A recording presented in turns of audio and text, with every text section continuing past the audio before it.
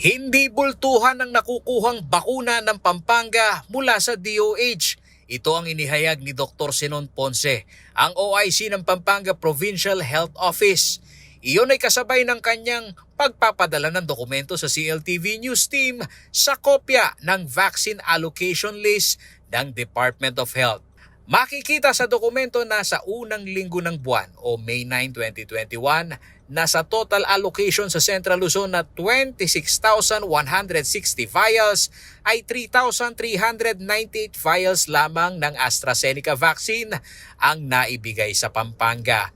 Mix pa ito ng higit 1,000 na vials para sa second dose, 1,149 vials na first dose na dapat na mapa-administer hanggang June 30 at higit 1,000 na vials na para sa second dose na kailangang mai-administer hanggang June 30 at July 31 dahil sa expiration date ng bakuna. Hati-hati ang 7 probinsya ng Central Luzon at mga component at independent cities sa mga bakuna mula sa DOH. At para kay Dr. Zenon Ponce, hindi naman umano mabagal ang rollout sa Pampanga.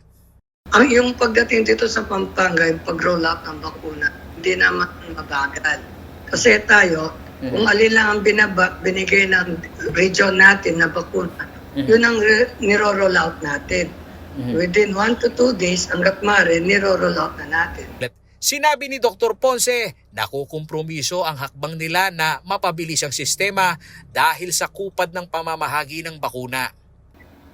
Medyo nadadanasan natin kasi kung alin ang ibababa ng DOH, yun ang bibigay natin bakuna.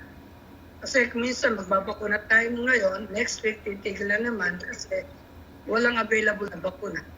Sa tansya ni Dr. Ponce, nasa higit 30,000 pa lamang ang kabuang nabakunahan sa probinsya. Bukod dito ang isinasagawang vaccination rollout ng Angeles City, Mabalacat City at Ciudad ng San Fernando. Samantala, sa COVID-19 tracker ng DOH sa Central Luzon as of May 11, nasa 81.6% ang na-administer na bakuna sa first dose o kabuang 178,720 sa allocated first dose vaccine na 218,960.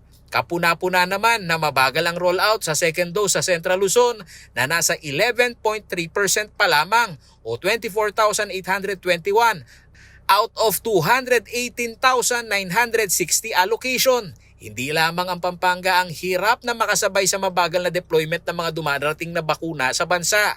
Nauna na dito ang panawagan ng alkalde ng Maynila na si Mayor Isko Moreno na nababagalan sa pagbaba ng bakuna sa kanilang distrito. Reliable na yung supply sa mundo, ang reliable pa pag dumating dito. Kasi ang bagal. Ako na po nagsasabi sa inyo, hindi po mabagal, super bagal. Paulo G. Santos, CLTV News.